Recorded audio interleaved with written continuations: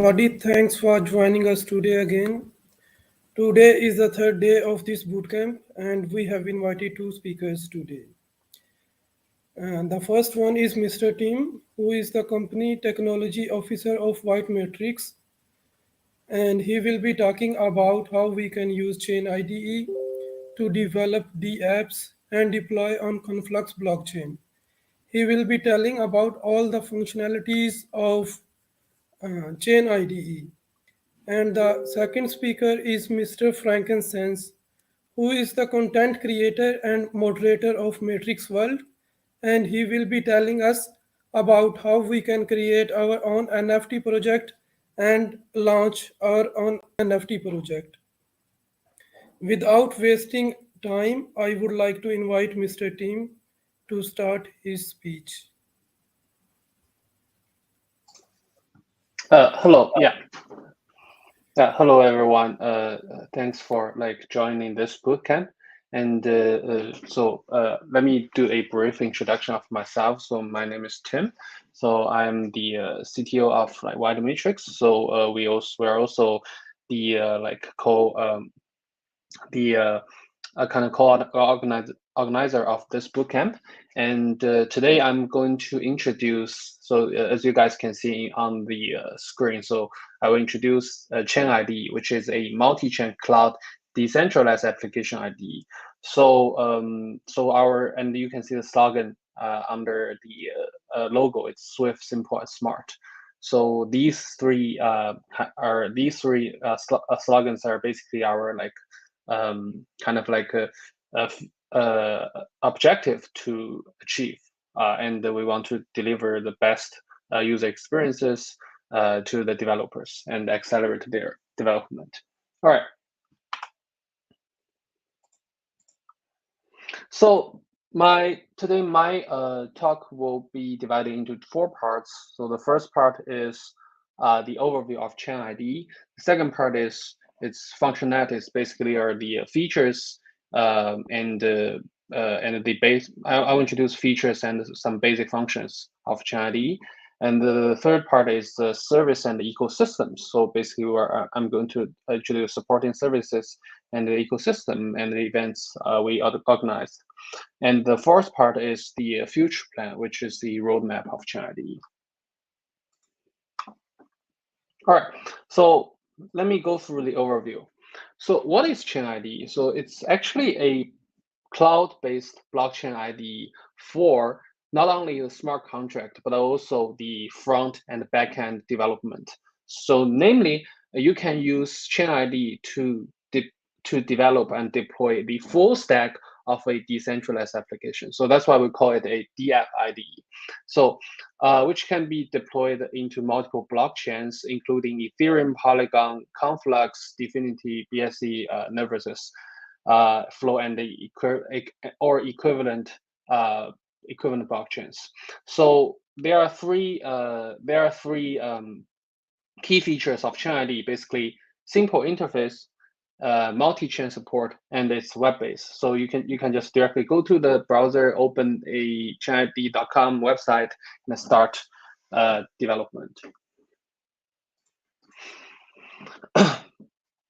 Okay, so the key feature of the Chain IDE, I will just break down it in a little bit more detail. So first, it's a cloud-based IDE. So basically, you write a decentralized app in the browser, right? So you don't need any extra environment setup and installing any other kind of dependencies. The second is that you will be doing development, debugging, and deployment in one place. So which means that you don't need other kind of dependencies and tools to help you to finish the entire cycle of the app development. And also it's multi-chain support. So basically we are supporting 2 types of blockchain. So the first type is consortium chains. So namely, like we also call them like private blockchains, like Ant blockchain, Chain33, and IOST, and Hyperledger Fabric, right? For the public blockchains, we support the following, and I think there are more incoming. Yeah, so basically all these EVM based blockchains like Conflux, Ethereum, Polygon, BSC, and the non-EVM based like Dfinity, Flow, and Nervous, right? Okay. So I think some of you guys may have used other products like Remix and the VS Code, right? So here I would do a kind of like a rough comparison between these products. So first, let's talk about Remix. So Remix is kind of like one of the most popular cloud-based smart contract IDEs, right? So it's simple and easy to use. It's also cloud-based, and it also have like one-click deployment and debugging, right? And it has very rich features for Solidity. Okay, so for VS Code, it's kind of like a general purposes like IDE, right? So it's most popular desktop free IDE, and arguably maybe the biggest user base, right? And also have a lot of useful plugin and extensions, but it's not designed specifically for blockchain and DApp application. All right.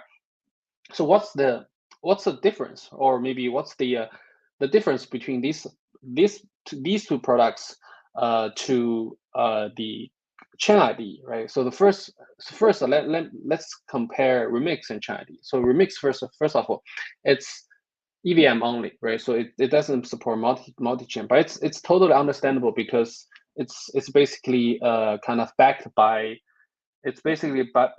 the like Ethereum Foundation, right? The second thing is that it has no background, no backend, and it's running purely in the browser. So which means that if you want to do a full stack development that relies on kind of npm node and runtime, then you have to use some other development tool to help you to finish the entire development process, right? So that's kind of a drawback of it. And for VS Code, since it's general purposes, right? So it requires a lot of complicated configuration before starting the actual development. So, which means that for hardcore or experienced developer, you maybe you already have a very well-defined the setting that is suitable for yourself, right? But it's kind of hard to replicate these settings to other users, and also for the newcomers, especially for blockchain newcomers, it'll be very hard to start with, right? So you need to learn a lot before actually starting the coding. All right, so here is where Chain ID want to bridge the gap. So basically, we want to deliver easy development to the end user, right? So developer can easily use Chain ID for development, and regardless whether having a solid development background or not, right? So both like simple application and complicated functional applications can be developed through Chain ID. And the second part that we want to do is the customization. So Chain ID provides customized feature, and also I will talk about later the plugin system. So which will enable the developers to contribute their own plugin and their own kind of like extensions, right, to meet different needs of different scenarios. So in fact, we did all these blockchain, right? We did a multi-chain at IDE. So these blockchains are actually delivered in the form of like Chain ID plugins. So I will talk about these things in detail later. And the third key thing we want to bring in is basically the ecosystem. So we want to bring in more useful services and hold more activities to help more developers to build and incubate their applications.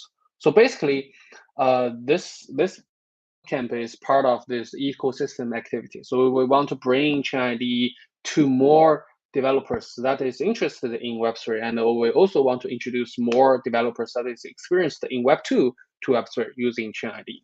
All right.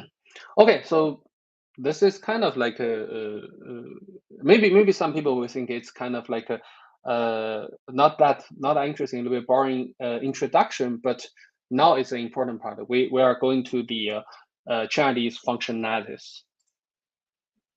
Okay, So basically, ChainID it consists of the following functionalities. So we want to make it a simple ID. So these functionalities and these modules is kind of, it's not hard to understand. So they are very basic, they are very basic module for daily development. For example, file system. You guys, if you guys are familiar with these IDs, you must know like all these IDs have a file system there, right? So to manage all these files, right?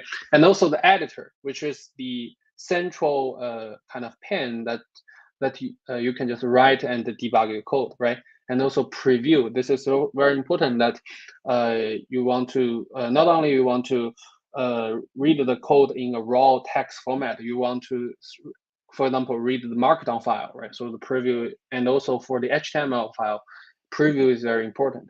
Also compile and compile, deployment, and interaction are three key steps of smart contract development. So first, you need to compile the smart contract and then deploy it, right? And then you try to interact with it.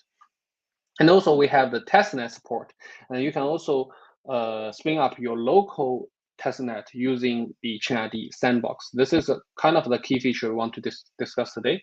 And this part we put a very large circle here, which is a plugin system that allows users to add more plugins into the ChainID ChainID ecosystem, so that other people can kind of like utilize the contributors plugins to build more complicated functionalities. So it's kind of a community driven function, right?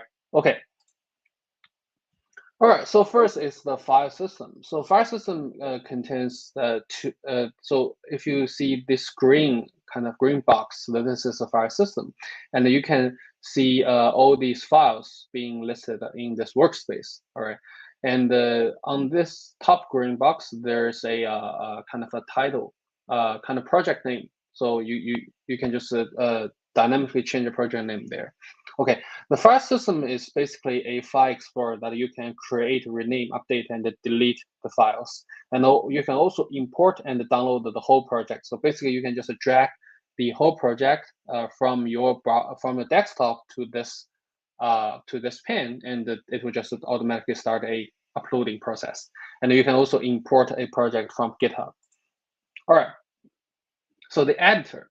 So editor is basically the key part of ChainID. So you can do the coding and the debug there. So it has split tab functionality. So you can just compare two different files in the same window, and it will also have like syntax highlighting, and also we are adding more kind of like rich featured more complicated features for the editor. For example, the grammar warning and the other kind of like highlighting and hints. And also you can do autosave using the editor. So basically this is kind of like similar to all these other IDEs editor functionality. And the third part is a preview. So this is kind of like an interesting part that, for example, if you guys are using Remix, so in Remix, you don't want to do a HTML or like other languages programming there. But in ChainID, it's basically a full stack DApp IDE. So you can just you can actually like program your HTML like JS, right, JSX and Markdown languages there, and it also have like React, Vue, and a Node npm support. So via the sandbox system. So for preview, it's also interactive. So basically, here you can see on the right side, this is a preview HTML rendered HTML page of the code on the code on the left side, and you can just interact here. You can just enter the name here and upload the file there. All right. So the next part is the log console. So basically, it will have like multiple log windows, like all compile, deployment, interaction. So these are actually log filters, right? And you can just filter the log you want. And also, also the log window, we will also put a like a sandbox here. So here it says incoming, but it's already there. So I will just showcase the sandbox feature later, so you guys can directly interact with a sandbox backend that where you can just spin up a React application or a backend server. All right, so this is the serverless Solidity compiler. So it's a multi-version compiler, and you can just instantly get the ABI and bytecode info from here. And we also provided a JavaScript VM, so which is a in-memory EVM that is implemented by ourselves. And so using this, you don't need to force it. You can just directly interact with the smart contract deployed in your browser's memory. And it actually it is actually quite useful, because in a lot of like test nets, you don't. It is kind of complicated or maybe hard to acquire a large amount of like test token, but here you don't need token. You just go ahead and deploy and interact with it. All right, so these two are the key kind of functionalities. The first is deployment, the second is interaction. So deployment, basically you deploy to the designated blockchain networks, and also you can also import external smart contracts. So here you can see you can just choose the compiled interaction.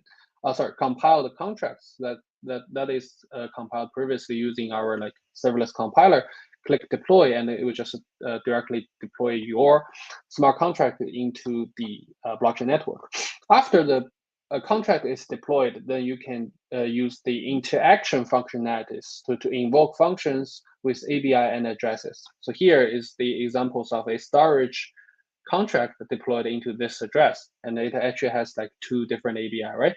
So you can just call the store function, right, to write a number there, and the retrieve, which is marked as like the green kind of label. It's a read-only function, so you can just after you write this number there, you can just try to call retrieve and to validate whether your write is successful or not, right?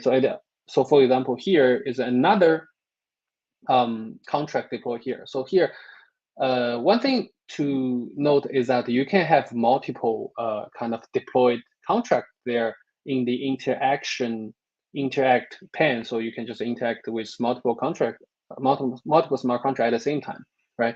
And so here, integer calc is another smart contract, and here you can see this is the result of the get add function. And you can just preview the result in the IDE directly. All right, so the last part, I think that this is the last or second last part, is the plugin system. So on the left side, you can see in the picture, you can just directly import your online plugin here. You can just put your URL here and click load, and it will just directly import here. So this feature is it's only available for the like public available on the public server. But if you guys are interested in kind of become a developer of ChainID, then feel free to contact ChainID team, and you guys will be able to have access of like developing a plugin for ChainID. So for example, the Solidity compiler itself is a plugin of ChainID. And the wallet UI itself is also a plugin of ChainID. And we also developed a kind of like Web3 Solid plugin. So this is a Web3 Solidity plugin. So this is the Solidity module that is directly interacted with the Web3, inject Web3 in the browser, right? So, all these blockchains interaction, for example, we have developer a plugin for Dfinity, right? So the Dfinity is kind of different from EVM blockchains. So what we need to do is we just need to write a specific plugin for that blockchain. And the same thing we did for Conflux, right? So because like Conflux, it's kind of like EVM compatible, right? So using eSpace. So we also developed a kind of like eSpace plugin here. Once you guys like open your Conflux IDE, you will see there is a Conflux plugin already been loaded here. All right, so the purposes of the plugin is to meet different blockchain and use cases, to meet the requirements of different blockchain use cases. So this plugin system actually allow ChainID to support infinite numbers of blockchains, and also we actually provide open source plugin templates for developers to start from, and also the plugin is kind of like has two types of plugins. So the first type is official plugin. The second type is community plugin. So this is basically contributed by the community. And for this blockchain plugins, at the most time they are official plugins. So once we release a new blockchain support, we will just release the official plugin of that blockchain. All right. So yeah. So if you guys are interested in writing plugins, just let our teams know. All right. So the third part is service and the ecosystems. So basically, ChainID will provide a template market that contains all these templates, that covers different type of decentralized apps. For example, from the template you can see, storage is simple, kind of like a smart contract that you can just store a value on the blockchain. ERC20 is basically, this is kind of the Ethereum standard token, like fungible token template that you can quickly start with and create your own token. This is kind of a collection of Solidity samples is a collection of like a common Solidity use case template that you can have like multiple smart contracts in this template. Ownership is basically a ownership template that allows you to claim the ownership of assets on the blockchain. And also there is a ERC 721 showcase template that show you like how to build a NFT smart contract. And also I think this template also contains like front end and back end code. All right, so these are the template market, right? This is a template market, and this is also open for all the users to contribute their own templates. And the template market will allow users to quickly start a application without actually writing, or maybe just write a very little code to start a fully functioned, like complicated application.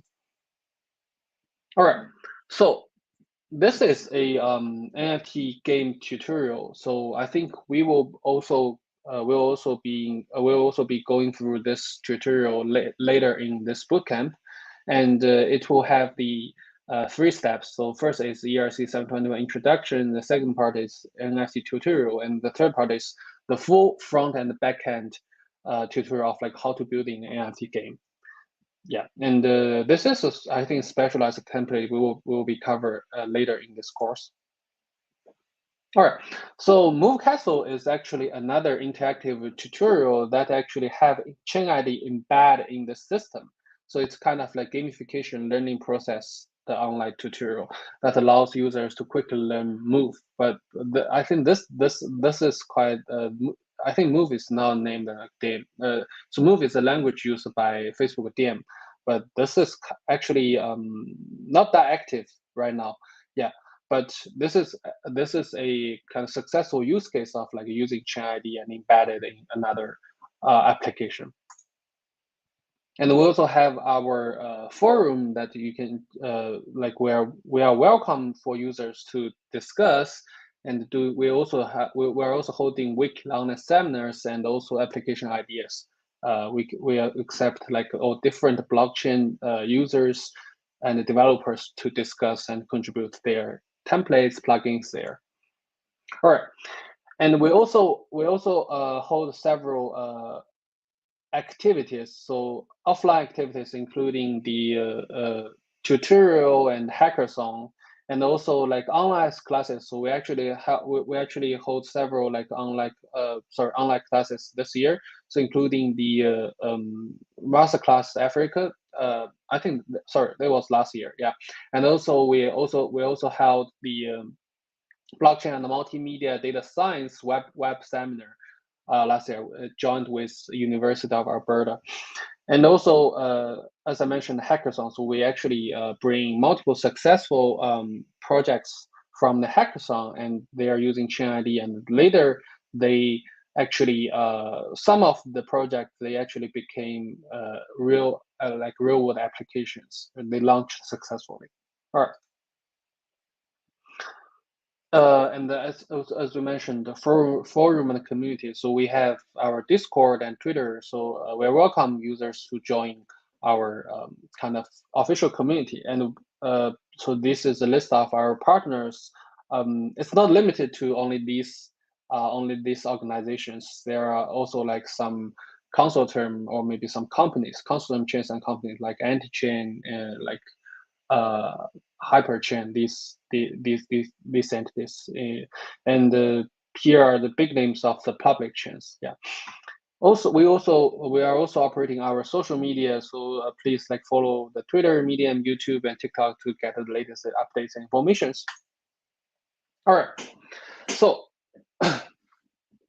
besides the ChainID, so we also have supporting services and solutions that's actually joined with ChainID to build a full ecosystem. So first is the Chainbase. So it's a managed decentralized app, front-end and back-end hosting solution. You can do the front-end hosting, back-end hosting, NFT media hosting, and NFT CDN, and also auth and identity there.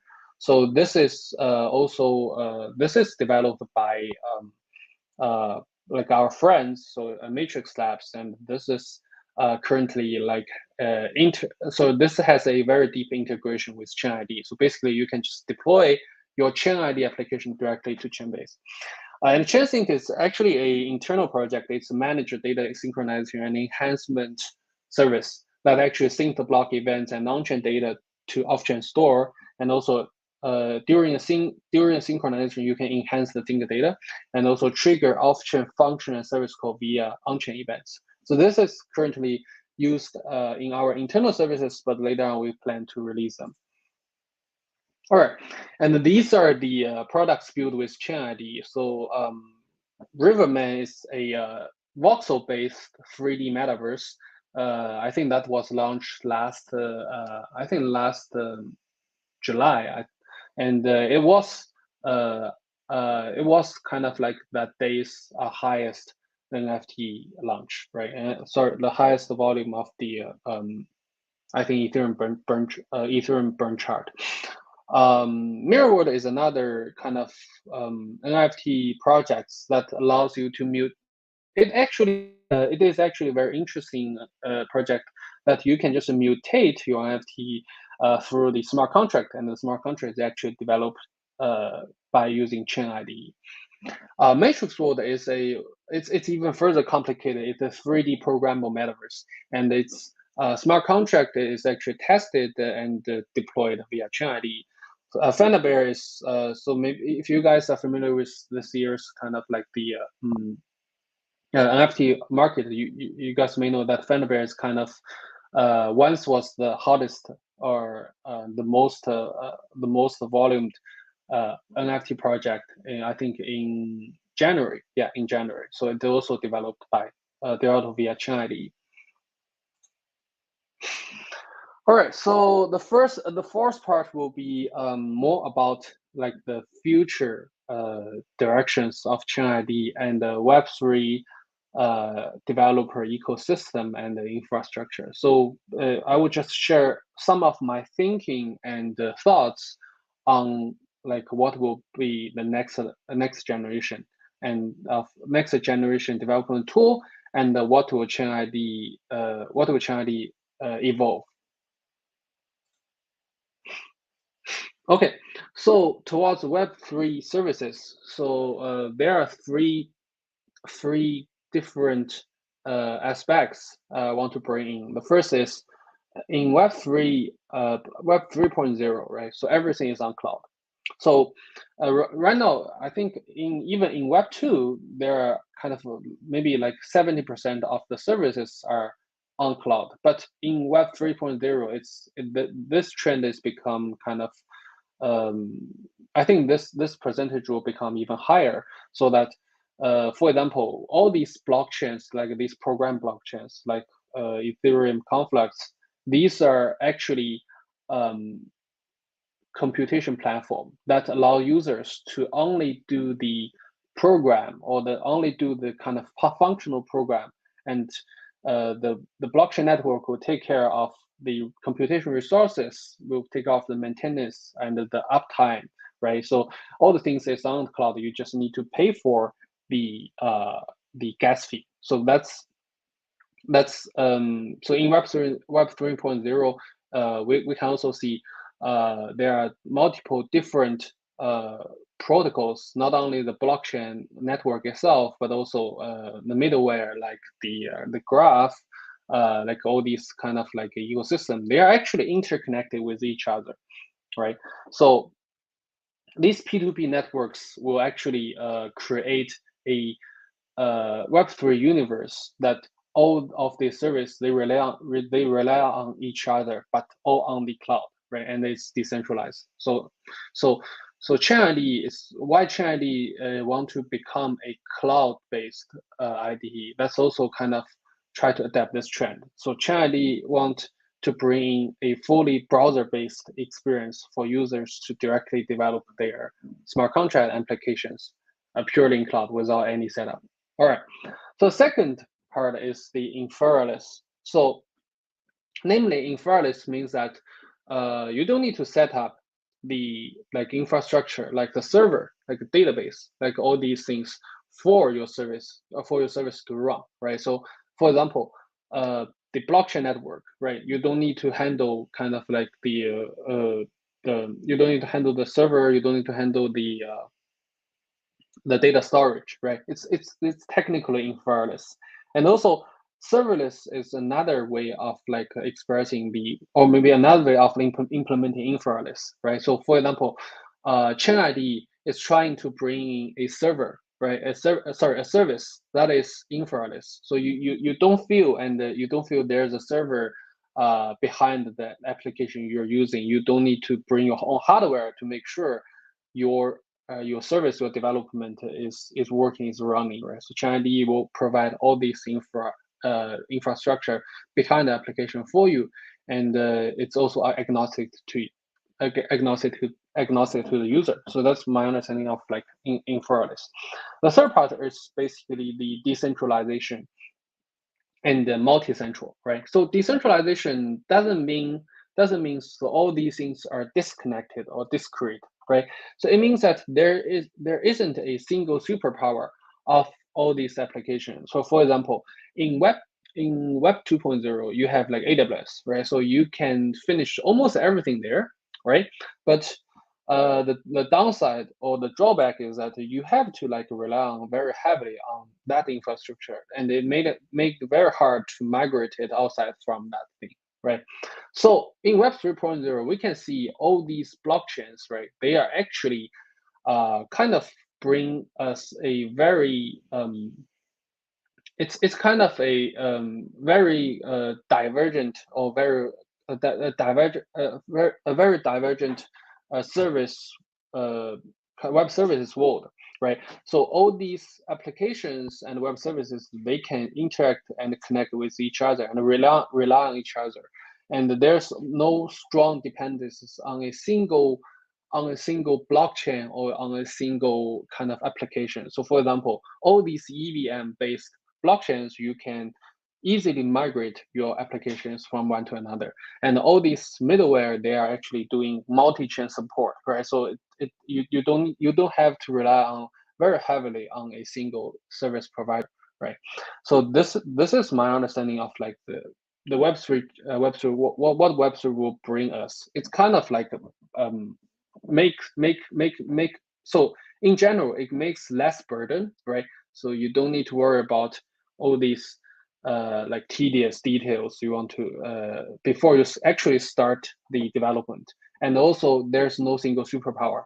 You always have multiple choices to make when you want to start a service. All right. So this is my understanding of inferless. So not inferless is not actually only related to blockchain. So there are already like a lot of Web2 applications that are infra-less. For example, so Google Docs, is that infra-less? Yeah, my understanding it is, right? So you are using Word, but you don't really need to install the Word, and you don't need to set up the kind of storage, the server for it. Just directly use it and share it with others, right? And Stadia is actually a kind of like cloud gaming service. I think it's also launched by Google. So you don't need a console, right? It's you don't need infrastructure. You don't need the graphic cards, and you just can play the game. And you don't even need to actually buy the hard copy of the game, right? And also on the bottom, so on the left, it's actually the Snowflake, right? So it's actually get rid of all these BI analytics data warehouse and ETL things for kind of like small big companies, right? So it makes all these DBA right to lose their job because they don't actually need any database infrastructure. All right, on the right side is actually Lucidchart. So I use it very often, and it's really good. And I don't need to buy any kind of professional kind of like drawing software to make a very beautiful, very good looking graph and like flow diagrams. Okay, and in the middle, so there are Ethereum and IPFS. So they are very typical infra-less, right? So it's decentralized infra-less. You if you want to become the infrastructure yourself, you bring your own node and you join the network. But for a user, right, you don't need to bring anything. You just pay for it and go. You just pay and go to use it. That's it. All right. So how we actually adapt like infra-less in ChainID. So there are multiple ways. We think it's a good example of like a good example showing like what is infra-less there. So for example, the first step is we want to skip the configuration environment setting infra and servers. So you directly go to the browser, open a website, do the program, right? And if you need to develop a backend, you don't need to bring your own hardware. You just need to connect to ChainID Sandbox, and it has a virtual environment that contains a backend server there. If you want to start whether it's a React server or it's like a Node.js like backend server, you just create a corresponding sandbox, right? So here is what we make the front end, back end, and the contract development in one place. So we actually have Node runtime, like Gas runtime, Truffle runtime, AMP Toolbox, and blockchain node. These different types of node you can just spin up without any cost. Right now, it's kind of like a beta feature, so you can just go ahead and spin up these nodes whenever you need to develop. And there's another aspect, right? So as I mentioned, that all these Web3 applications, they're actually interacting, they're interconnected with each other, right? So here's we call like ChainID connection project, and it actually coming soon, but part of them are already being implemented. So the first is VS Code extension integration. So basically, we're actually building a VS Code compatible extension for extension format, so that every VS Code extension can be directly imported into ChainID, so that you don't need to actually you don't have to like write a specific plugin for ChainID. You just go to VS Code store. Okay, so find a plugin for ChainID and then directly import it there. All right, and we're actually not only for the VS Code extension compatibility, we're also trying to like open source the ChainID front end, so that the users can customize their own ChainID front end according to their needs. All right, and the second part is the front end and back end hosting integration. So basically, so right now, what ChainID can do is you can do the full development in ChainID and deploy the the smart contract into the blockchain, right? That's it. But you still need to kind of like purchasing the services if you want to go to production, right? So because ChainID Sandbox is definitely not kind of a good choice for the production kind of server hosting. So therefore, we have the integration with Chainbase that allows you to one-click deploy your application. And here, application means a decentralized application that includes front-end, back-end, and smart contract into Cloudflare Netlify. For the storage, you can deploy to Fleek, IPFS, and for the server, you can deploy to AWS, GCP, Azure, right? And for the node choice, you can use Infra or like Alchemy, right? And the third part is NFT Toolbox. So basically, we're actually developing a bunch of NFT plugins that actually integrated into one toolbox that allows you to do quick market integration, metadata and backend templating, contract templating, and the persistent storage, hosting, and CDN. This is also via Chainbase. All right. So this is incoming. This is I think so for the VS Code extension is I think it's halfway done. So this is in progress, and for the NFT Toolbox, I think some of them will be released soon. I think this year. Yeah. All right. So here is just my big picture of how ChainID will stand in the Web3 development, like ecosystem, like environment. So basically, we have blockchain nodes, right?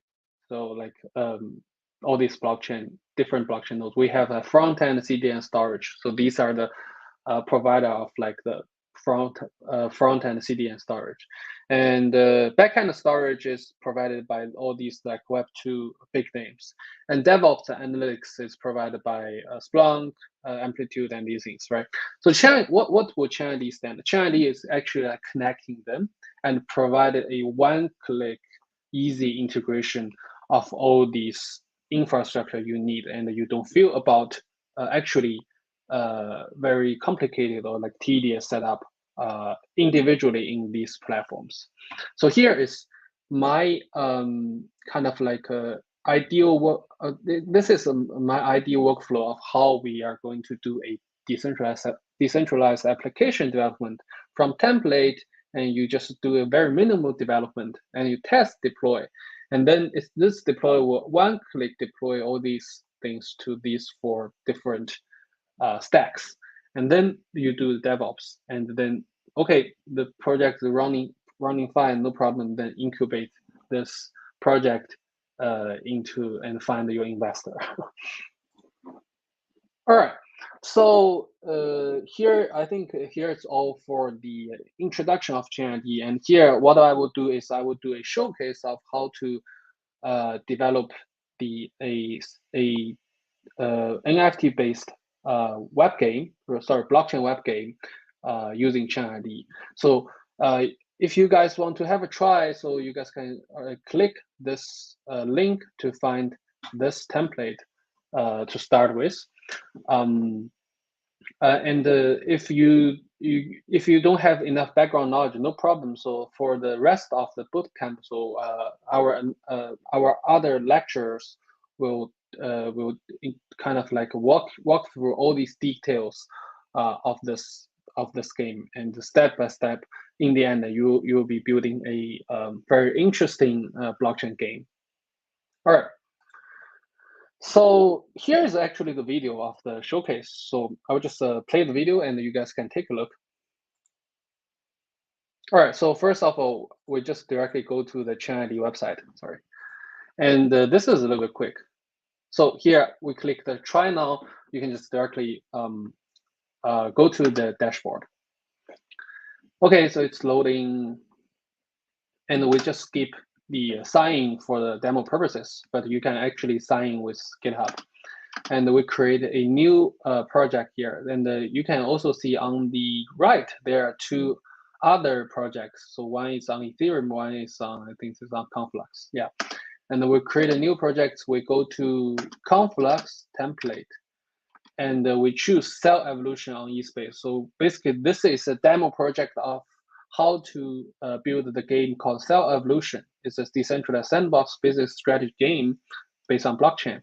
And in this game, you will play as a owner of a owner of a kind of group of cells, and you can choose multiple kind of actions like mutate, like split, and try to maximize your group. Yeah, and all these actions and state changes will be recorded on the blockchain. All right. So we create the project using that. So here is the ChainID project. Sorry, the ChainID workspace. So you can see on the left that is the file explorer. In the middle, it's the editor. So here it's in the preview mode, right? So it's actually preview the markdown of the README. So this project only contains the README, and it actually has the instructions of how to kind of like start the application. And on the right, you can see your wallet is actually not connected to the blockchain network, and we will be actually like using this.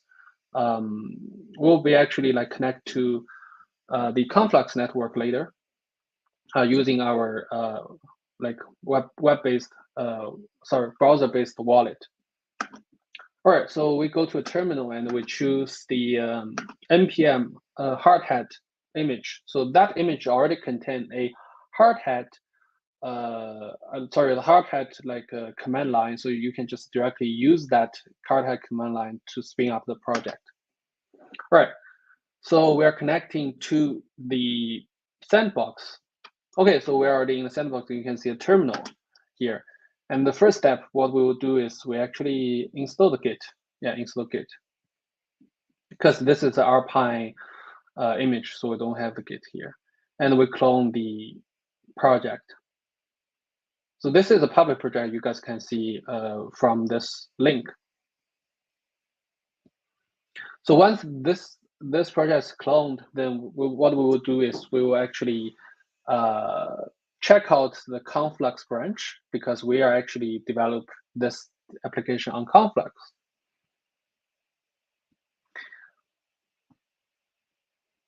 Yeah, and we will just run yarn to install all these dependencies.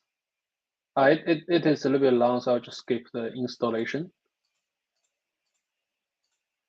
It's quite long here. Yeah, so once this installation is finished, what we will do is set up the private key of the development account. So make sure that you always create a temporary account for development. Please don't use your production or your personal asset account here. So we log into Conflux eSpace testnet, and we have our test account created. We export the private key. Okay, so we put private key here in this environment file. All right, so the next part is we just need to compile the smart contract, which is in the Git repository just cloned. Sorry, I just skipped this. Okay, compile it.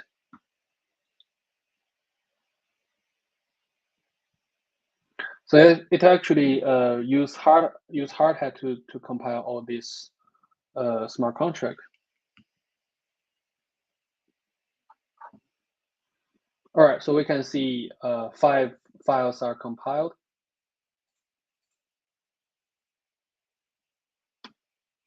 Okay, after the compilation, we do this deployment. So this will just help to deploy all this contract to the testnet.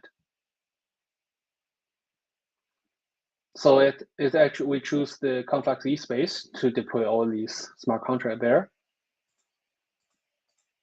All right, so you can see these logs flowing of the deployment.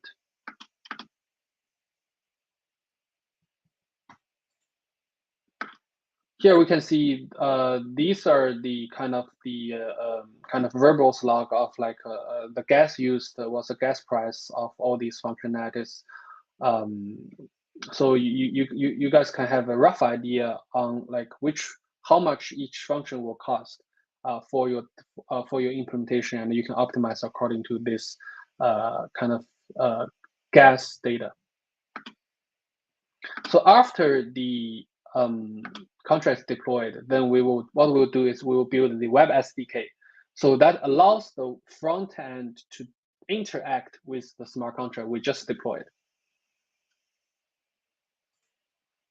All right, so this is done. So we have all the library we need to build finished. Then what we will do is we just directly start the web app. So this is this web app is written in React, and we are actually running a React dev server in the sandbox. So here is what I said. You finish all this development in one place, including the backend, front end, and so for this game there's no backend, but you can definitely start a backend in the sandbox too.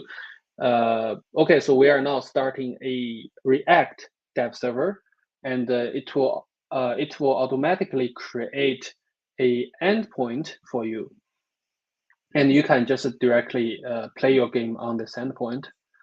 So after this dev server is started, right? So you will get this endpoint. So the endpoint is on the 3000 port 3000 of this sandbox machine, and what we will do is we try to debug on our browser. So we add a port forwarding, right? So we select this sandbox and add a port forwarding. Okay, then we can just open this application here, and you can see it has multiple actions here. And this application using the SDK we just built is already connected to our wallet, and we can have our balance. This is like the same as we just showed the balance we have in this wallet, and this is the the wallet address. And then we can do reproduce. This is a action, I think, in this game. And once we finish reproduce, we do a fusion DNA that is actually mutating the state of our world on the blockchain. So we need to do this. We need to actually write some data to the blockchain. So we need to MetaMask to invoke this function. All right. So we're actually writing data to the blockchain.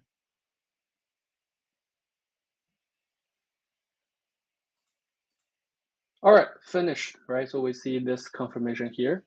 Oh, and we got the fuel cell ID, which is 1. All right, so this is the full demo of like how to use ChainID to start your full stack DApp development. Okay, thank you very much for watching, and the ChainID team is looking forward to your use and feedbacks.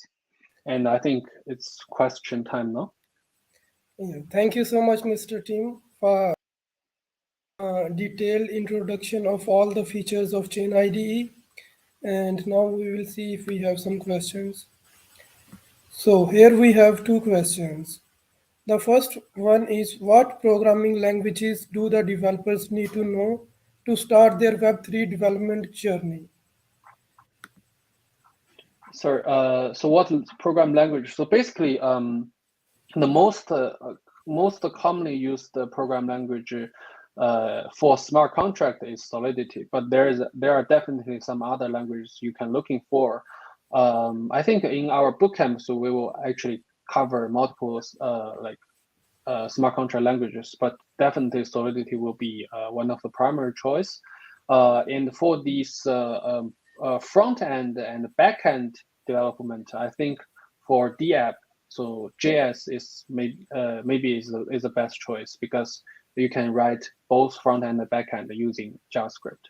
Yeah. Okay, thank you for the answer. And we have another question. Here we have a user. He says, I have deployed Conflux contracts with Chain IDE and used the interaction to test and learn. If my goal is to have a minimal front end to call the contract, can I use the HTML JS sandbox to interact? Yes, definitely. And if you want to just use pure HTML and JS, you don't even need a sandbox. You can just directly write a HTML file in your workspace and embed your kind of like a Web3 library from the CDN, and you can already interact with them. But if you're looking for a little bit more complicated development environment like React and Vue, yeah, you will need to use Sandbox to do that, because that it's kind of a server-side development environment. We will go through all these details in later bootcamp courses. So please just pay attention and stay tuned.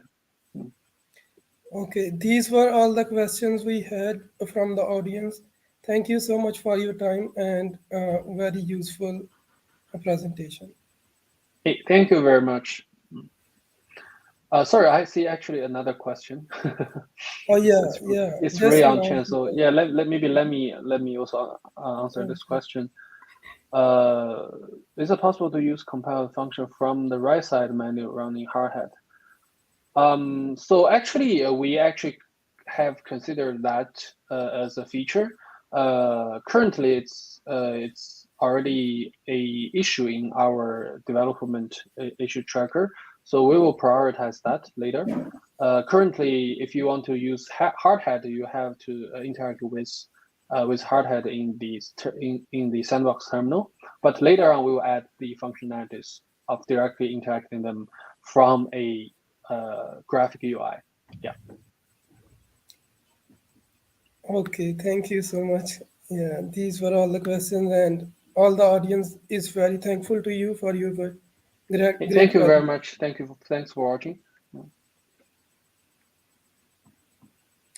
So now we would like to invite Mr. Frankincense, who is the content creator and moderator for Matrix World. He will be explaining about how we can create an NFT smart contract and we can launch our NFT smart contract on OpenSea NFT marketplace. So I would like to request Mr. Frankincense to start his presentation. Thank you for having me here. For those who don't know, my real name is Daniel, but I go by Frankincense on Discord and Twitter and things like that as well, so you will see me under that name. Now, today I'm going to talk to you about the subject of idea to launch. Now, I'm quite passionate about NFTs and launching your own projects and the process that it takes to go from there. I'm so passionate that I've released a book that is called Idea to Launch. It goes through everything about marketing, sales tactics, community building, building a team, and various different topics that you need to be aware of. But today we're going to go over two different main things. One of those is actually technical as well. So we're going to go over briefly how to release your own NFT on the test network, on Ethereum test network, which we'll get into a little bit as well. So there won't be too many slides to go through today. But first of all, a little bit about myself. As I said, I've released a book previously. I started off in the Cardano ecosystem. So I actually released my own project on Cardano. I soon moved over to Solana and kind of had a look at their ecosystem and how that all works. And now I'm really deep into Ethereum and kind of looking at how things work on there as well, which is very exciting. As I said, there's two main things that we're going to be talking about today. First one is what makes a successful project, and there's three main things that we're going to go over. And the second thing, as I mentioned before, we're actually going to go through deploying a contract on the Ethereum test network. So you'll be able to see what the process is to do that. Now, the first thing is what makes a successful project. Now, there's three main things that I tend to look at: credibility, anticipation, and artwork. Now, I want you to briefly think about what projects you've bought into recently and why did you buy into them? Was it because of credibility? Was it because of anticipation? Or was it because of the artwork? Now, it doesn't need to be that every project is amazing in each one of those individual areas. And I suppose you'll probably think about a project you've bought recently and go, hey, the artwork was great, but actually I didn't know the team behind it, so they didn't have credibility. And there's a project that I'll show you an example in a minute. And if you notice on the first slide that I had, there was actually a PFP from a project called Ghostly Ghosts. The reason why I think it's really important to talk about Ghostly Ghosts is because they're actually a great example of a project that didn't have all those three boxes ticked. And so that's to show you that potentially if you're exceeding in one area out of credibility, anticipation, or artwork, you can still be successful. Now, the thing is, this project was actually a stealth launch. It was a free launch, so it was just mint directly from the contract. So there was no anticipation. They pretty much just released it and people started minting it. The artwork, some people love it, some people don't really mind it. That's a personal opinion as well. But there was no real big name artist behind the project. But what they did have was a sense of credibility. And as I mentioned before, it was a stealth launch, and they actually did 6,400 sales in the first day. And royalties, they took in 327,000 US dollars, which is 3% of sales, through their royalties. That's just incredible first day numbers. And as I was talking about before, they didn't have an amazing artist, they didn't create any anticipation, but what they did have was innovation, and that gives them credibility. They're actually the first project to launch across multiple blockchains. We're talking Avalanche, Solana, Ethereum, and I think there was more blockchains as well. And you could actually bridge back to a different blockchain. So that was innovative. So that's the first project that I know of that's actually done something like this. So they managed to skyrocket through sales because everyone was so excited about this piece of history, or this, this creation that has never been seen before. So that's what I mean by you don't have to have every single one of those three headings to actually be successful. Now, I think a great project does actually have a mix of everything. So we're going to go over what it takes to give credibility to a project. And there's a few different things that we're going to look into, but these are the four main things that I think about. So number one, and the example on the right-hand side, is a project called House. And they actually have employees from Apple, Microsoft, Disney, Netflix, Amazon, and various different tech startups as well. So they have a great team behind the project, people that know about innovation and driving results and things like that as well. So straight away, they get credibility through a great team. I've seen other launches previously where they have partnerships with people that have been successful previously, or partnerships with other known projects that have done well.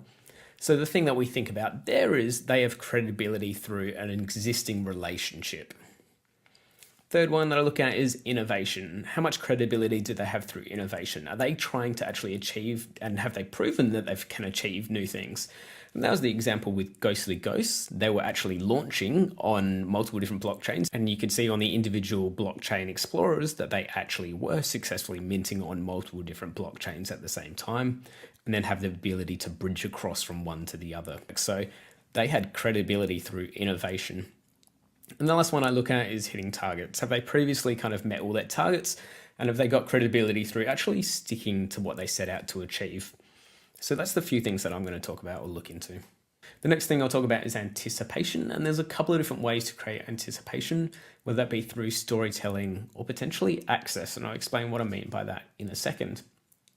But on my right-hand side, there's a picture of the Phantom Network project, and they are amazing at storytelling. So they go through the whole process, and I'm sure, and this is what I want people to do with their projects as well, is almost create a storyboard that lasts 1 to 2 months. And that storyboard actually builds out the characters of your project, builds out a home for your characters, builds out a story about their relationships with each other, builds out their environment that they live in, the environment that they work in, and kind of tell this story over a couple of weeks, 2 to 3 weeks at a minimum over on Twitter, and kind of share that with the users. Because the thing that you do is you create anticipation about what's next. You want to imagine it's like a really good book, and they can't wait for that next page to turn because you're telling an amazing story, and they have to wait for you to release that story. So that's what I want you to think about whenever you're on things like Twitter, or even through Medium and through posts, creating a way that you can tell the story about your NFT project. And this will help people to align with your project as well. So they can they might be aligning with the punks, or they might be aligning with the gangsters of your story. Like it's just a way for you to actually bring people in and make them excited about your project. The second thing is access. And I'm talking about access to information or access to Discord. And when I say access to information, it might be that you slowly release information about your project. You might slowly release information about how many different characters there are. You might slowly release your websites. And a lot of projects don't actually have a website at the very start, which might be surprising to some of you. But it's not something that you need there straight away, and you can slowly release this. So you could access to your websites, and then maybe when you've got a certain amount of followers, you choose to open up your Discord to 1,000 people, and then you close access. And this creates anticipation as people, they try their hardest to get into your network or get into your Discord as well. So that's the anticipation. I think that's a really important part at the start, especially if your story is about the art. So this is talking about anticipation, and anticipation can do wonders for bringing people into your project. So I encourage you to look at how other people have created anticipation, whether that be through the storytelling or through the access, and kind of learn from what other people have done as well. And last thing is the artwork, and I said this isn't in any order in particular, but the one main thing for the artwork is quality. So let's just make sure whenever you're releasing artwork that you set up the layers properly so things don't overlap weirdly, that lines line up and the colors are good and it matches and it's consistent across your whole project. But that is one thing that I look at for a launch, is making sure there is quality across all the different NFTs that are released on that network. The next thing we're going to go over is how to actually deploy a contract on the Ethereum network. Now, the thing is, there is a little bit more we have to do before we can actually put NFTs up on Ethereum. And the main things are creating randomized art, uploading to a file hosting service like IPFS or Arweave. And lastly, of course, we're going to be using Chain IDE, the integrated development environment, to actually deploy our contract to the test network. So for the rest of this, I'm actually just going to be sharing my screen and talking over the top of what's going on at the same time. So for the sake of this demonstration, we have gone ahead and made these characters. We're going to refer to them as the hard workers from here on out. And as you can see, they're made up of multiple different layers and assets there. So right now we're in Photoshop and we're going to go over a bit of the composition of your actual artwork and what we need to look at when creating your NFTs, especially when you're using randomized art. If you're not using randomized art, it doesn't really matter. You can set it however you want. But what I'm going to do is on the right hand side, you'll see all the different layers that we have here. And the order definitely matters. Imagine if we put the skin color above the shirts, you'll notice that it actually changes the way the artwork is laid out. And what we want to do is I just deselect all these here, and you can see obviously the background starts first. And we have multiple different backgrounds in here, and we can change the color of the background as well. Next is our skin, because a lot of things go on top of the skin. Hairs, and the reason why hairs is actually down so low is because our headwear later on will actually need to be on top of that. We have t-shirts, and then we put the pants on because the pants actually have a layer over the top of the t-shirt. We have shoes, which are over the body. We have mouths. We have glasses and eyes. And then we have the headwear as mentioned earlier. So it really is important about what order you have these things in, because you imagine if we put the headwear below the hairs, you can see what happens straight away. It doesn't look the way it should do. So, and what you really want to do is go through and change all the elements, kind of look to see how they look, make sure there's nothing weird that kind of happens when you change different items on there. And this will take a little bit of time, but it's definitely worth it because doing stuff like this now saves you time later on. So our overall goal for today is actually to release randomized artwork and put it on OpenSea on the test network. And we're going to go through the reveal process as well. And we're also going to fix some things along the way. But what we're going to do next is actually one of the most important parts, and that's randomizing the art. And we're going to use some scripts from some known developers. But there's two important parts that we see. So there's the artwork itself, which is extremely important that that's randomized. And then the second part is actually the metadata or the information that is attached to that artwork. So the metadata stores the description. So the metadata, and we'll go into this one here, stores things like the body, the face, the hats, everything that comes with the details of that one there.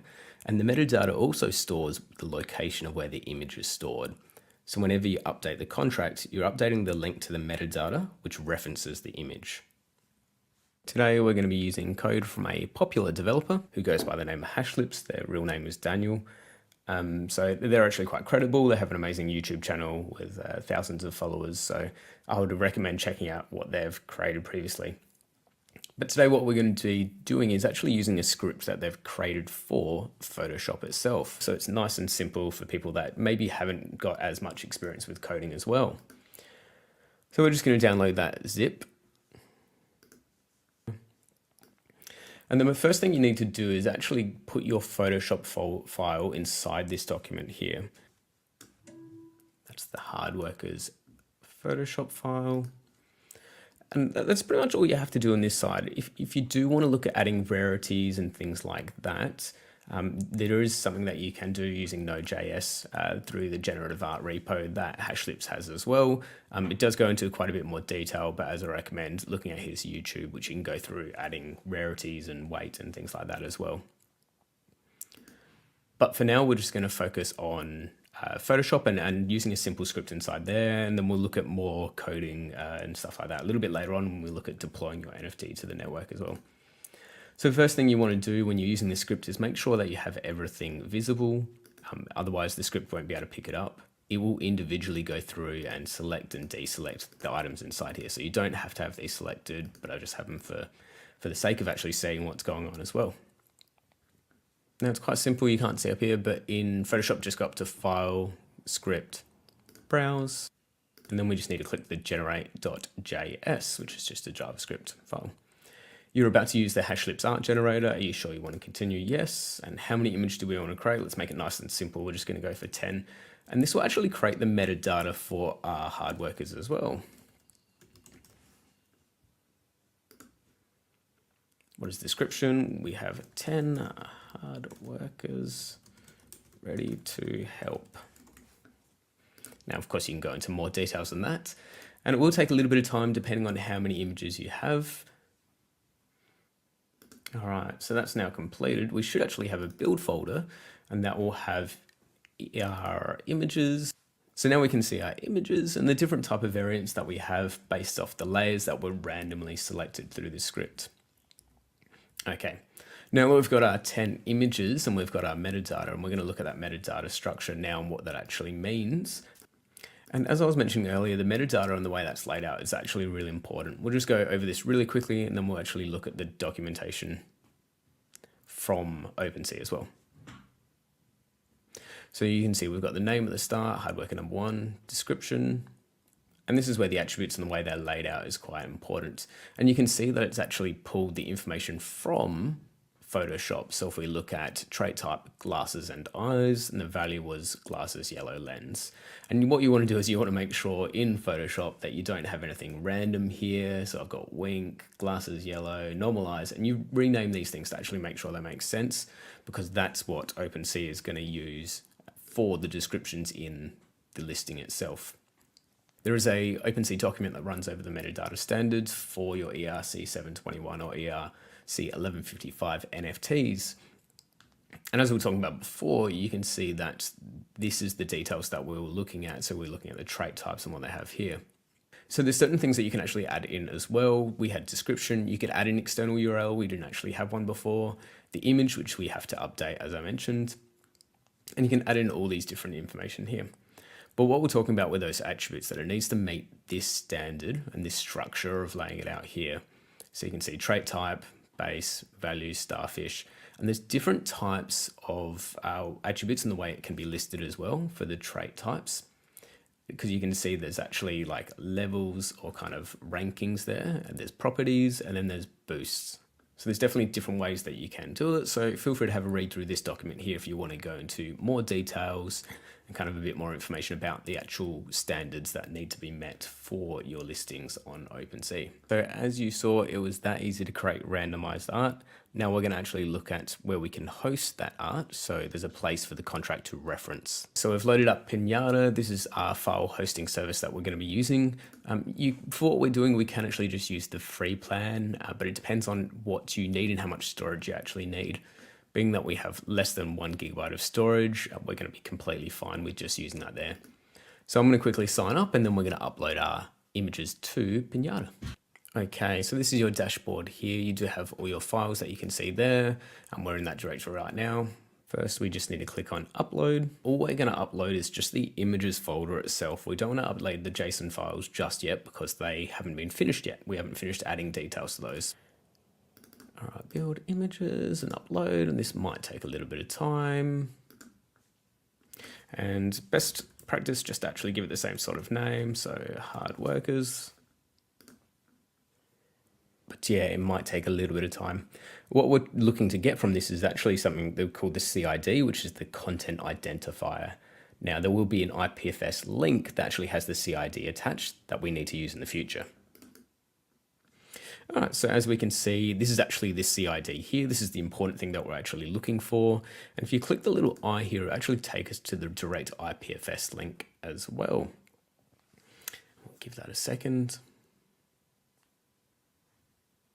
Brilliant. So we can see that all the images are here ranging from 1 to 10. And if we go, let's going to be /1.png. It should take us straight to the image. Lovely. And you can do that for the rest of those images there as well. Number 10, we see there's multiple different images.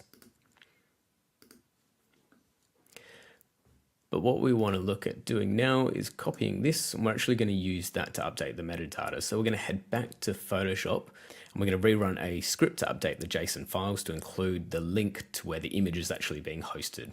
Copied the CID, we'll jump back into Photoshop, and we haven't left or exited this Photoshop document. And we need to go back and run another script.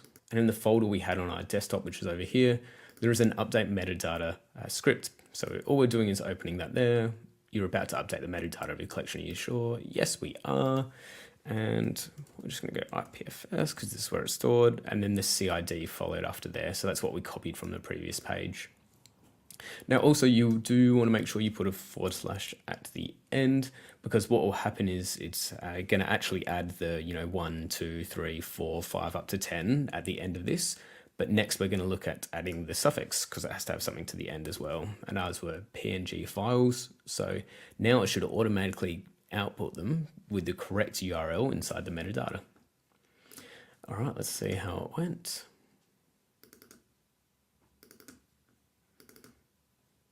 Brilliant. So as you can see in quotations, it's got the IPFS link and we've got /1. We'll just copy this from the start of the CID, go back across. We should be able to paste that in here and just make sure that it does actually take us to the image. Amazing. So our metadata has been successfully updated. Now we can go back to Pinata and actually upload that metadata folder as well.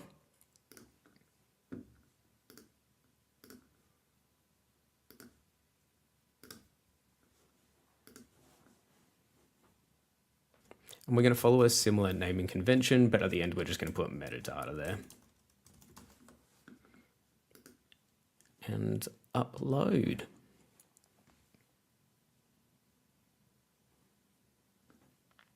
Probably this shouldn't take too long. And in a second, we'll see it pop up here.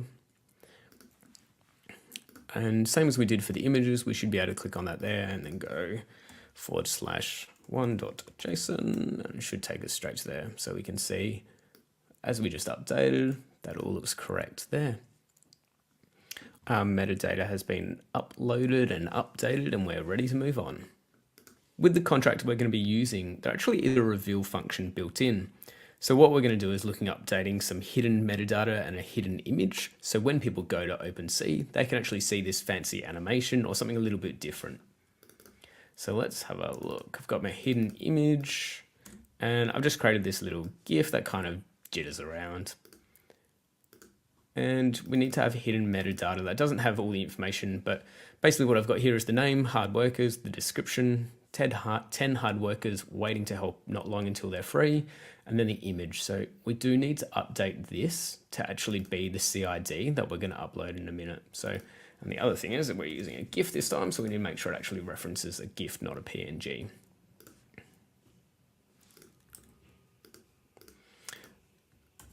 All right, so a lot of people use the reveal function as building anticipation, and that's what we talked about before, and it helps the project kind of build some hype and excitement behind it. And what will happen is people will often have a little display image like we showed there, the hidden, and then moments when everyone's ready to release, they then release it to the public and people can see what rarity they've got and what actually NFTs they've got as well. So if you've been around NFTs for a little bit, you've probably seen a couple of those happen.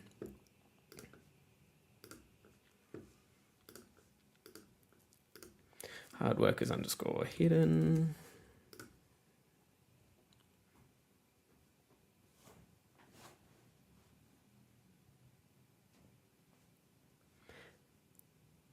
And then what we're going to do is copy that CID when it shows up, and we'll just check out to make sure it has showed up okay as well. And /hidden.gif. It should. A little bit slow to load, but it definitely is there and moving. Looks like it is trying to load at the moment.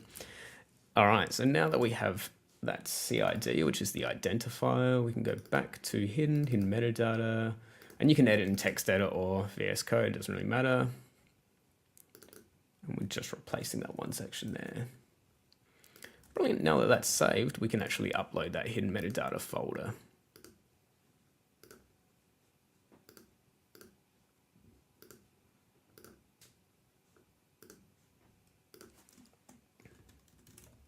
Oops. We'll keep it the same as the other ones.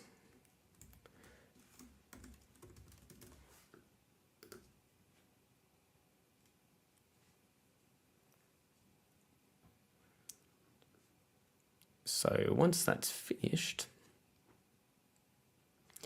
we should be able to go and have a look. And just to the end, we'll append /hidden.json, and it should take us name, hard workers, description, 10 hard workers waiting to help out, not long until they're free. Brilliant. So that's all updated, and we can see that it has the right actual IPFS link there as well. Just giving a little bit of a recap now, we've gone ahead and we've made our randomized artwork. We've made metadata that actually links back to that artwork. We've created our hidden artwork for pre-reveal. We've created the hidden metadata, and all of this has been uploaded to a file hosting service that our contract will reference. We're going to be using Chain IDE, and haven't they made it easy for me to actually deploy a contract on the Ethereum network and multiple other networks as well, of course. So first thing we do is we're actually going to open up a new project, and they allow a certain amount of projects here. So it's a great little layout that we have there. And we're just going to go with a blank template for today. You can see the Ethereum logo there, but you can see there's multiple different chains that you can actually create your own projects on as well. All right, so today we're going to continue using Hashlip's repo, and we're just going to go into his NFT contract, simple low gas, and click the copy button, then back across. Call it low gas.sol. And then paste our code in there, hit save. Now on the right hand side, you'll be able to see where the compile function is, the deploy, transactions, and I've actually added this flattener in here. So if you go to left hand side, you actually see where you can add your plugins, and the flattener was down here. I've activated that, so now it's up here. So if you can't find the flattener, it usually is down here, and then you just activate it. But it's nice and easily laid out on the right hand side there.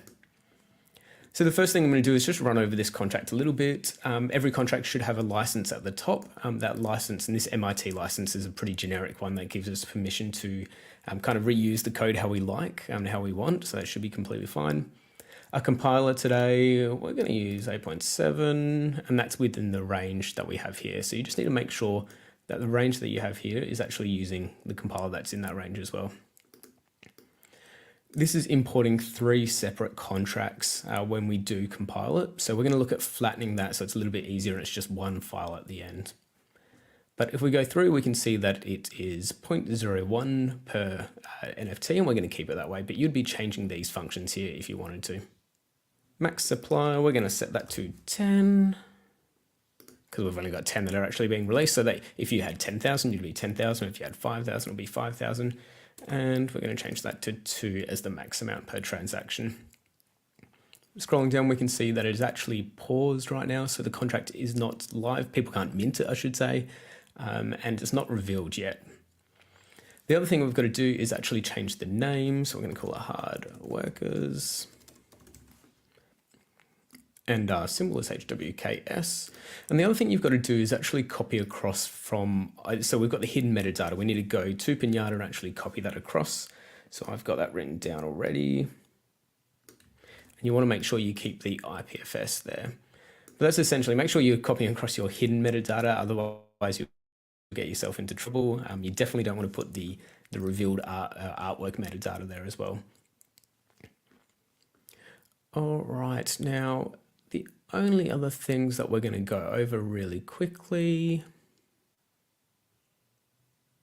This is one of the things that I looked at in helping reduce gas costs. They've changed it from a for to a while loop, which essentially, instead of searching through the whole contract for the owner address, it actually only searches until it finds it, then it stops, which has saved quite a bit of gas. And the other thing we see down the bottom here is only owner function. So only you can do that. Only the person that deploys the contract can do that there. And that's things like set hidden metadata, set max amount per transaction, set URI prefix, which we're going to do a little bit later on as well. Now, one last thing I will mention in this contract, it is a contract that's written by someone else, and it does actually pay a percentage out to them as well. But this is good. If you wanted to split transactions with someone else, you could actually use this. So you could change it to someone else that's working on the project with you. You can put their address in there, but we're just going to get rid of this one here. And you just want to make sure you do still keep this here to make sure that you can pay the owner. Otherwise, you won't be able to get anything out of it. Brilliant. So this is a really quick overview. I'm actually going to change it back to this view here so you can see what happens when we do other contracts actually get downloaded at the same time. So this will take a little bit of time, but you can see it happening on the left-hand side over here. Okay, so we can see that it was successfully compiled and all the dependencies have been downloaded as well. So that's all sorted. A couple of other things I want to do is we're going to flatten it in a minute and we're going to look at doing that. But first of all, I'm just going to connect to MetaMask, and you can do a JavaScript virtual environment, so you don't have to connect to a network if you don't want to, or we're just going to do a injected Web3 using MetaMask. And for MetaMask, I'm just making sure I'm on the Rinkeby test network, and you can see down the bottom actually shows it there. It shows the wallet and shows how much Ethereum I've got from a faucet in there as well. All right. Now, we are not ready to deploy yet because I want to actually look at flattening. So as I was saying before, you have to activate it and then it'll be on the right-hand side over there. I'm looking at flattening and we're going to save that under the new name of logas_flat. So that happened nice and quickly, and we do have logas_flat there now. And if we scroll through, you can see this actually has everything there. So that's all the contracts in one file. Now, one other thing that I didn't do before is I do want to make sure that where it has the contract here, so the contract's name, I do want to make sure that is the same as this here, because that is good convention that we do have the same. So I'm just going to actually change it to hard install workers. I'm going to call it 1. All right. Hard. Let's call workers 1. And we're just going to save that. Now I'm going to go ahead and actually try save this or compile this with an issue that I know is going to be there, just to show you how easy it is to actually point out the issues that you can find. So let's request that compile. All right, what have we got? We are not licensed. So as we were talking about before, one thing that you do have to make sure is at the top of every single contract that we do have a license there. And so straight away we can see that error message showed up nice and easily. So let's just copy that MIT license. Back here, we can get rid of that contract now, paste that, and let's try compiling. Brilliant. So we have successfully compiled. We do have another build there. And now I think we're almost ready to actually deploy our contract to the network. It's been that easy. So one thing that you want to make sure you do is you select the actual hard workers contract itself. Don't select a string or ownable. It does need to be that one there. Let's deploy, and it should come up asking for me to pay for the transaction to the network. And we're just going to wait for that to go through, and then we should see some ways that we can interact with the contract on the right-hand side over here. Awesome, that did not take long, and now we have successfully deployed our contract. And lastly, if we click on the transaction, actually, we should be able to see the contract address. So we just want to copy that contract address over to Rinkeby Etherscan contract, and we're going to verify and publish this contract. Now it's very simple for us to do this because it's only a single file. We don't have to worry about adding multiple things in there. We use version 0.8.7 and the MIT license. Now we don't need to worry about the API, but we will go back and select everything, copy it across and paste our contract in there. Confirming you're not a robot.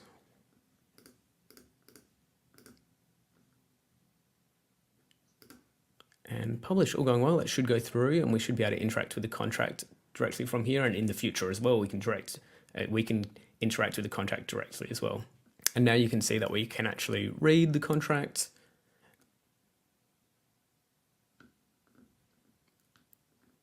and write to the contract as well, which is what we want to be doing. Now I will connect. Of course, you've got to verify that you are the person that has that account. And it should change to a nice green dot there in a second.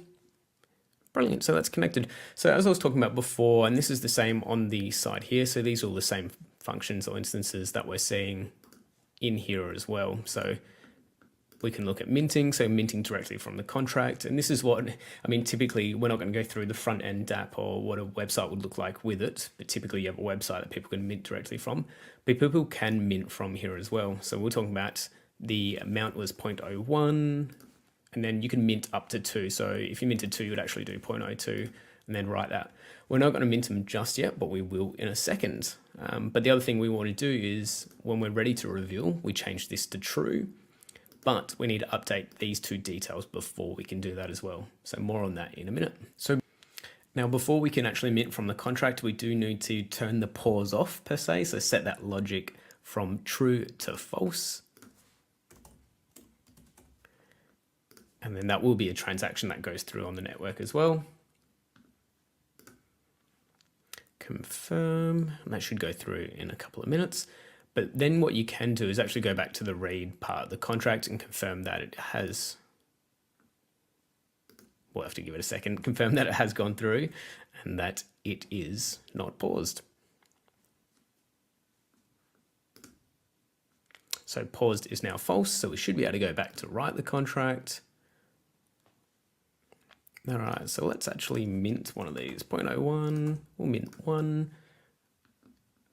MetaMask pops up, let's confirm that transaction, and then we'll give it a little bit, but once we refresh it here, the transaction should actually show up in here as well. So brilliant, so you can see that mint's gone through 37 seconds ago, and it's actually given us a token tracker now, HWKS, or hard workers. So it's great to see that's all gone through.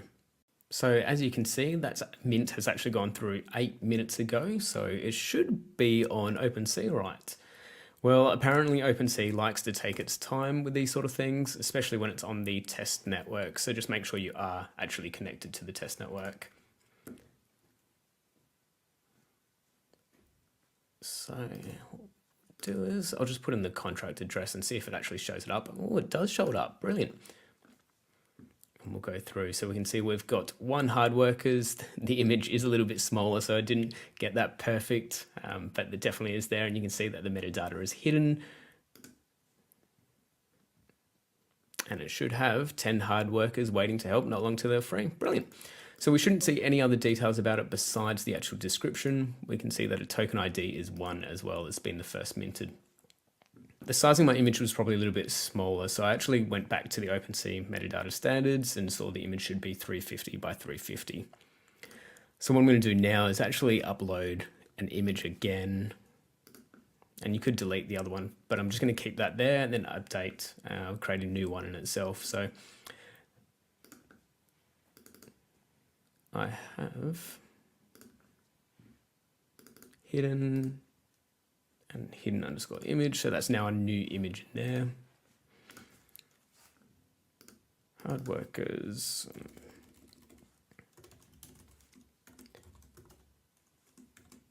I'm just going to call it updated.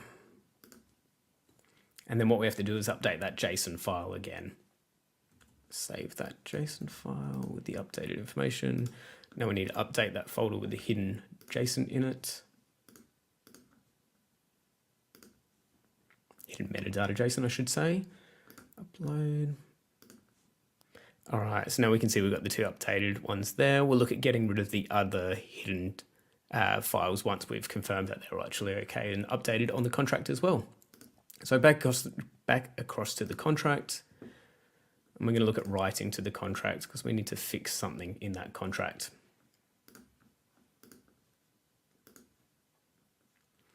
Okay, we're connected. All right, set hidden metadata URI. IPFS format with the CID and with /hidden.json. All right, so we should be able to execute that. Okay, it might take a little bit of time to update on OpenSea, but we will probably have to refresh that metadata as well and pull that down and see what we can get. But there is another way you can, look at the metadata on any contract, which is clicking directly on the description. Contract, read contract. Token URI was 1.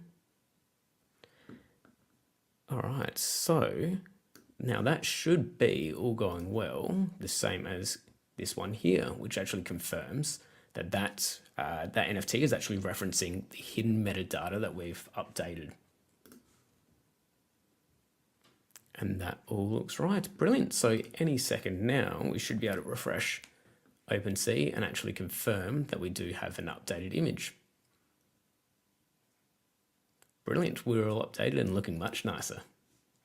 One last thing that I will do is we're actually going to look at just minting a couple more just because we can, and that makes it a bit more entertaining when we do go through the reveal phase as well.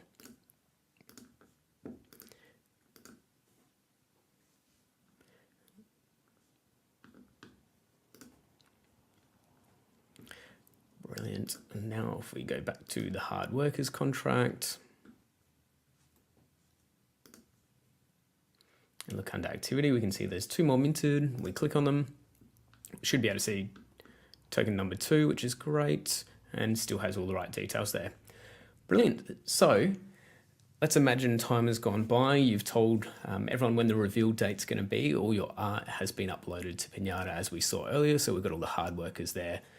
You're going to be ready to reveal. So what we need to do is before we can reveal, we need to update the URI prefix. And what we want to do is be using the actual metadata CID. And so that's one of the first ones we created. So back to the hard workers contract and the IPFS CID. We just leave the / at the end because the contract handles the rest from there on, including, the 1.json, 2.json, and so on up to 10. Brilliant. Let's write that to our contract. And so it hasn't been revealed yet. We do need to actually say set revealed to true.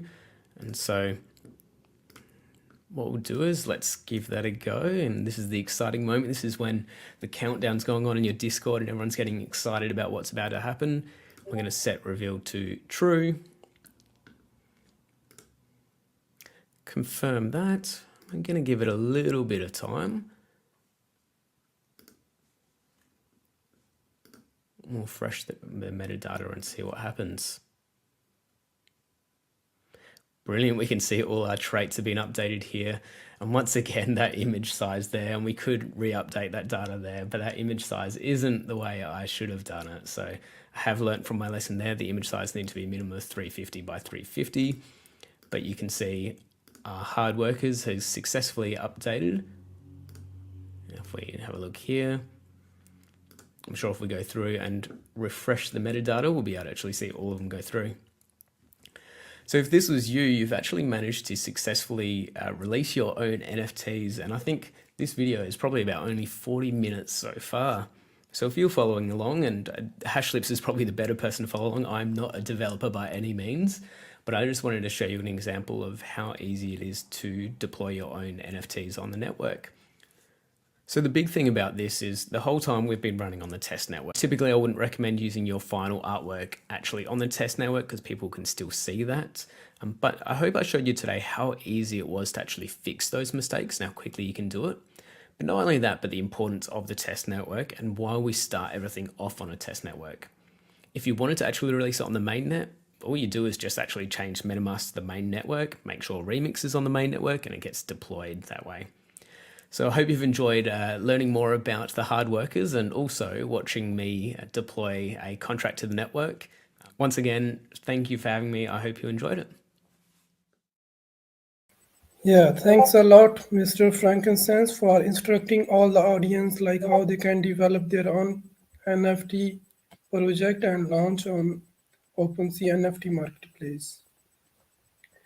And I would like to remind all the audience that we have prepared the team competition form.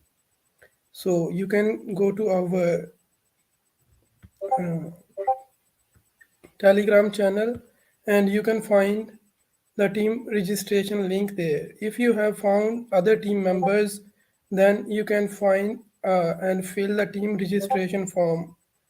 As you can see here, you can fill the project name you are working or you plan to work on, the project description, like what are you going to work in your whole project, the brief summary of your project, team leader name, team leader telegram ID, email address, contact number, and how many members are there in your team.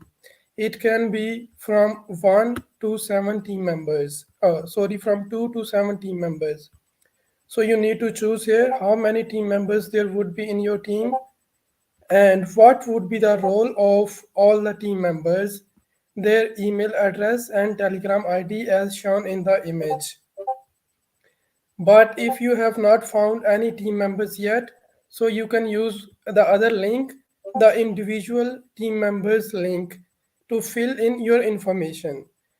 Once we have enough individual members, then we will form teams from the individuals.